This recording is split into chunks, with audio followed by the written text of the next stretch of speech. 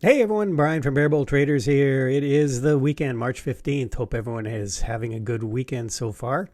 And this, of course, the weekend video will take a look at what happened last week in the markets. Another volatile week with a bit of a bullish end on Friday. Nice rally going into the weekend.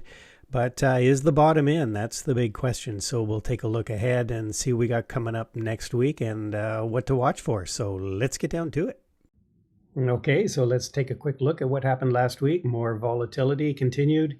SPY now down 4 weeks in a row, and some of the other indexes can probably say the same about, tariff talk and just geopolitical unrest, fear of recession, just fueling investors and traders' uncertainty and concern about investing in this market. So really a buyer's strike, and the sellers are taking advantage here. We did end with a bit of a rally on Friday. Bulls got some buying in, or maybe there was some short covering there as funding bill for the U.S. government seemed to get passed, and that'll cover them till September. And we did get some positive CPI and PPI data during the week.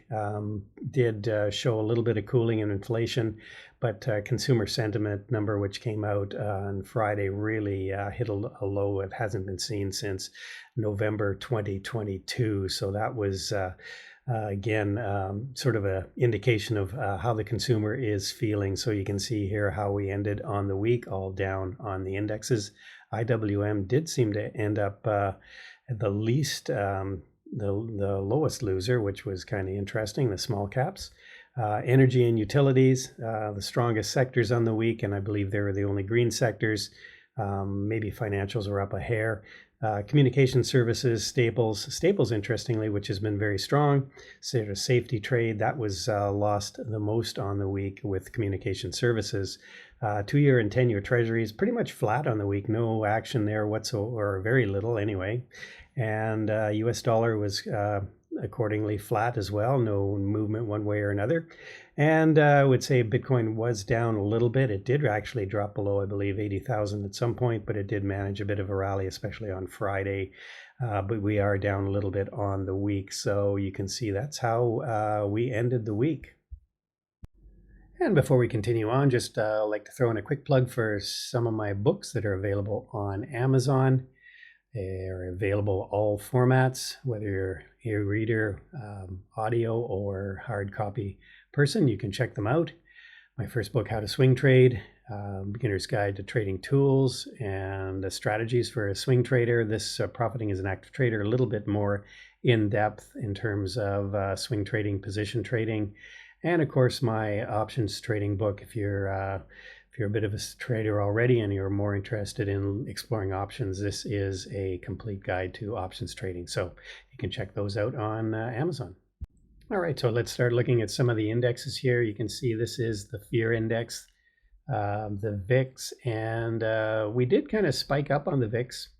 I guess that was Tuesday, and since then, even though with selling continued Wednesday and Thursday, did get a little bit of a spike on Thursday and then really sold off on Friday. Typically, volatility drops as we go into the weekend. But again, no real fear. It just seems like sort of an orderly sell-off, although it has been a big one. TLT, again, we seem to be stuck in a bit of a range here. And there's sort of no direction at this point in terms of bond prices or yields. And that was indicative that it did turn out kind of flat this week. Same with the dollar, kind of trading in a range right now. Qs, again, this big sell-off here. And we did get a bit of a bounce on Friday.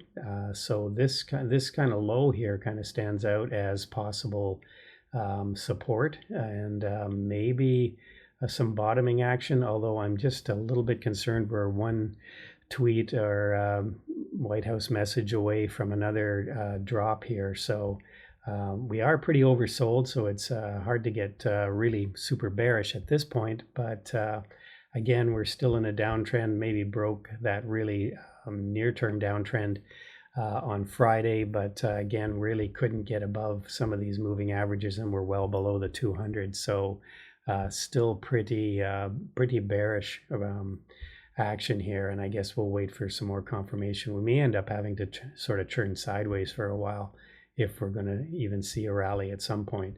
So again, rally suspect until we get above maybe this first moving average here. We may come back down and test. If we drew a trend line, we may come back down to test that trend line again.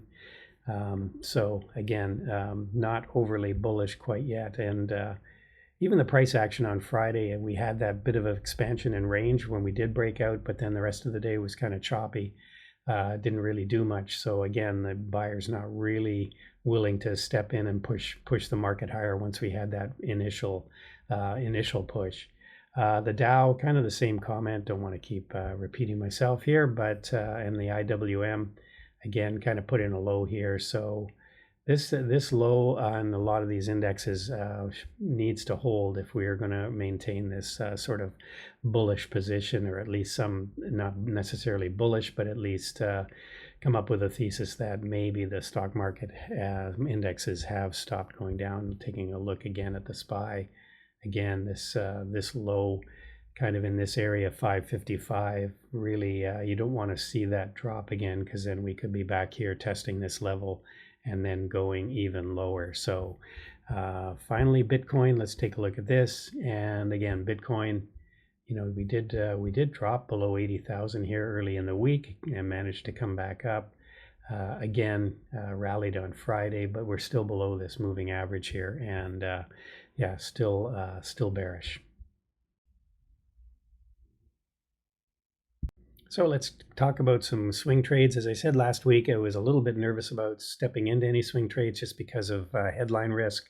But I did take this one swing trade, and I talked about it in the room, in our trading room here. I noticed that this 220, or I'd been noting this 220 level on Apple a number of times here. And you can see all this areas where it's had resistance, then support, and then support here. And then it lost that 220. So I sold some 220 calls, which makes it essentially a short position. Again, talking about options, you can read about that in my options trading book. Sold some of those, and I bought some 215 puts. Probably could have gone a little bit lower, but I sold the 215 puts, used the money from the sale of the calls to buy the puts. And I let the option expire on Friday. The 220 calls, they expired worthless. I kept all the money, and I sold the 215 calls as we continued to sell off here. I sold them on Thursday before too much theta came out of them, and I'm glad I did, because we did get a bit of a rally on Friday. So that was one swing trade I did over a couple days. PLTR, I have taken a swing trade in this. It looks like maybe this $80 level. Counting on this $80 level holding. We did get above some moving averages here, so I'm long some PLTR. And Tesla was just a great trading stock all week here. Just a really nice drop on Monday, and day traded that. If you were in the room, you would have seen they were trading that pretty much every day on some nice clean moves off of levels, various levels. So those are the current trades for the week.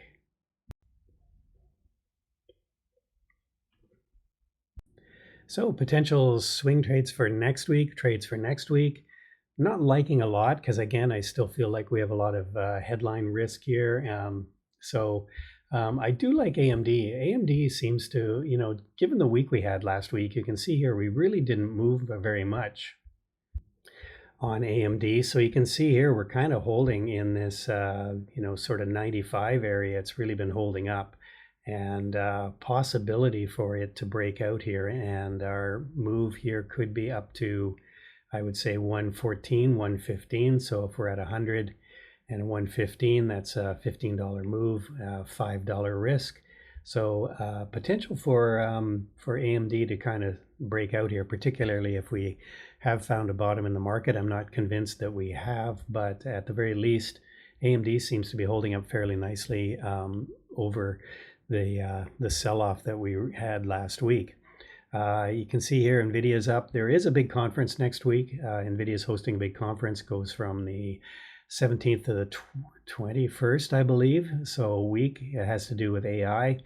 Now, typically, some of these events, I mean, it's buy the rumor, sell the news. So I think Jensen's talking on Tuesday. So I'd be watching this 200 level here for possible buy the rumor, sell the news event. But this could be a catalyst to move AMD up to that, or NVIDIA up to that 127 level. And Uber. Been watching Uber for quite some time. I kind of thought maybe this was an area it might hold here, right around this 74 level, but it continued to break down. And now we're back down into an area where there could be some support again. This was prior resistance where we broke out from, sort of support here. So maybe this 70 area looks kind of interesting. It does look like it's holding, despite the terrible price action last week, or the negative price action.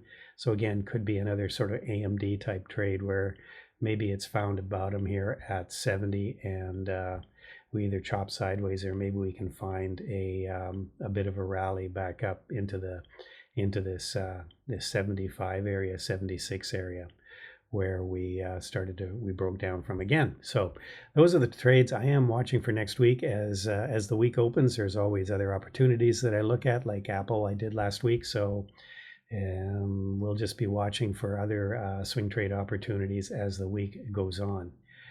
So that's it. All right, so let's wrap things up here. Week of March 17th, looking ahead. What have we got? There's your levels on the Dow Q, SPY, and IWM. As far as economic events go, probably the most interesting one, 8:30 in the morning, we'll have retail sales. That'll kick the week off here before the market opens. The big rate decision, which I think everybody believes is going to be no movement at all, coming out at 2 o'clock on Wednesday. But I think what will really move the markets here is possibly comments from Fed Chair Powell and how he sees things going forward in terms of potential rate cuts, etc. So jobless claims as usual on Thursday morning, and then existing home sales, kind of see how that's holding up as well on Thursday. So as far as earnings go, not a lot. We do have XPEV, one of the Chinese EV companies, reporting Tuesday. We've got the big one will be Nike, MU, and FedEx and Lennar. That'll be a Thursday after the close, I believe. BBT, we will be live on YouTube for those earnings when they come out. So check us out there at 3:30 before the market close, and we'll be covering those earnings as they hit the tape. So that's it, everybody. Hope you're having a great weekend, as I said. And we're starting out again, 8 o'clock Monday morning. Pre-market show starts, and then live on YouTube. You can trade with us, and we'll hopefully see you there. Take care, everybody, and we'll hopefully see you Monday morning. Bye for now.